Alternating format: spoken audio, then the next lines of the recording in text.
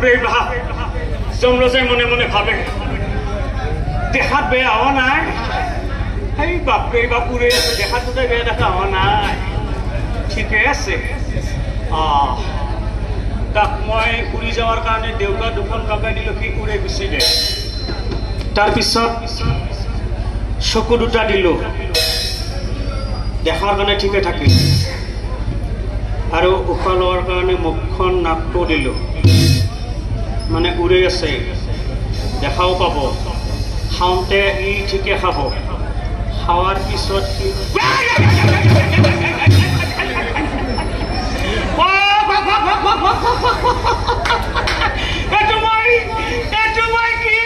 সৃষ্টি করলো হই হই প্রভু এটা হামটা ঠিকে হব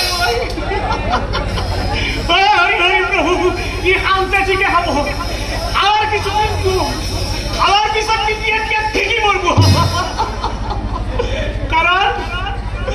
কারণ এক মই আসল বস্তু দিবেই বাহেল এই এই রহিব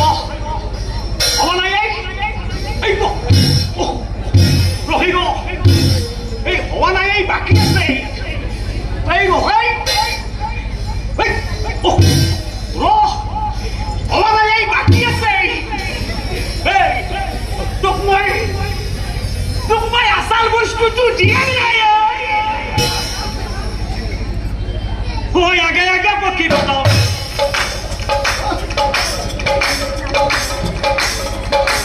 উড়ি উড়ি যায় রহিব ওলাই এই রহিব ওলাই বাকি আছে এই তুই কিন্তু হামতে ঠিকই হবি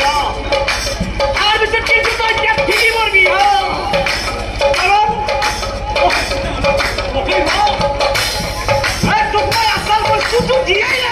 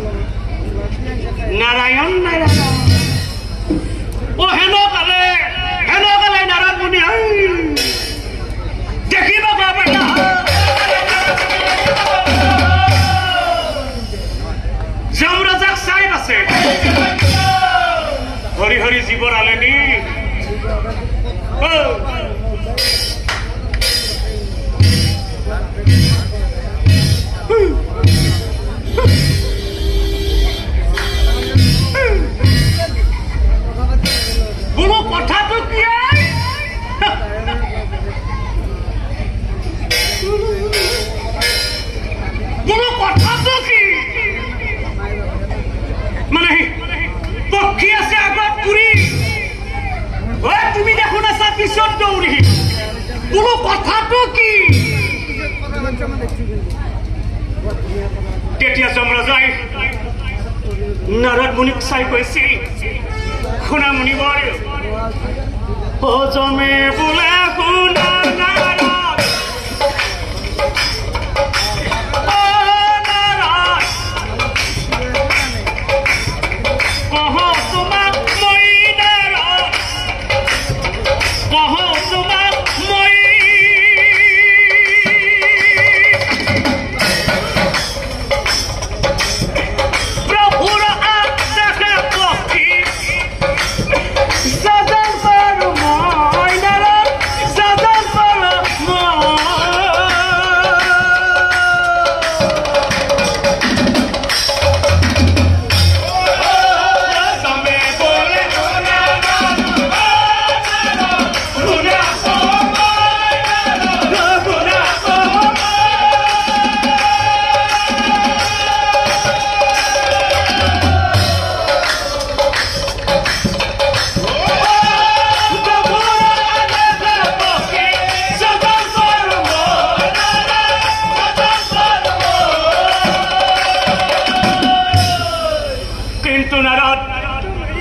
পক্ষীটোক মই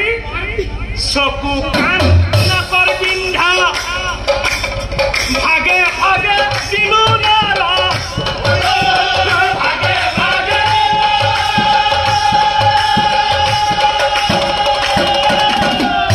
কিন্তু নাৰদ সেই পক্ষীটোক মই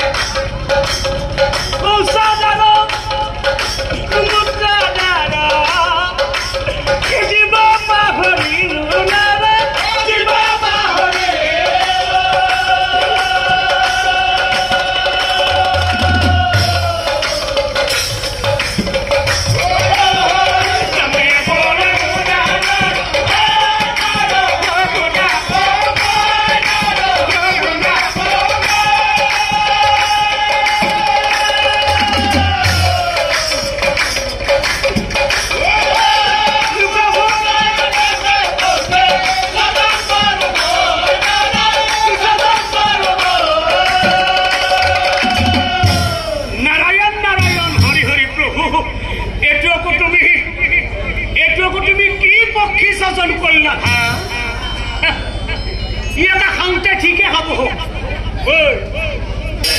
বলো, ই খাওঁতে নহল ঠিকে খাব, খাওয়ার পিছতে কিন্তু পেট ফেঁকি মরব। তথাপিও শুনা যম ধর্ম রেহাই, যেহেতু সৃষ্টি করার দায়িত্ব আছিল ব্রহ্মার, তুমি ব্রহ্মার ওচৰলৈ যোৱা, আদি অন্ত যত কথা ব্ৰহ্মাৰ ওচৰলৈ গৈ ভাঙি পাতি কোৱা। অ কথা শুনি যমৰাজা ৰৈ নাথাকিলা,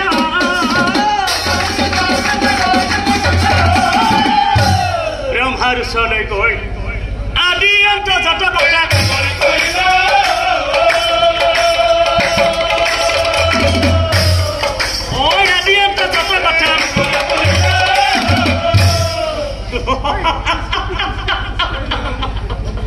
আরে কথা শুনি ব্রহ্মাই পাছে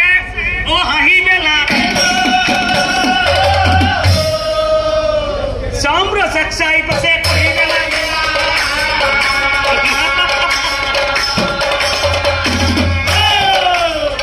ও যমরাজাক চাই পাছে শুনা যম ধর্মরাই, মই জীবর সৃষ্টি করিলেও সেই জীববোৰ আসলতে প্ৰভুহে পালন কৰে। তুমি যে অংগঘাতী কৰি জীবৰ সৃষ্টি কৰিলা, অৰ্থাৎ তুমি পক্ষীৰ সৃষ্টি কৰিলা, সেই পক্ষীটোৰ নাম কি হ'ব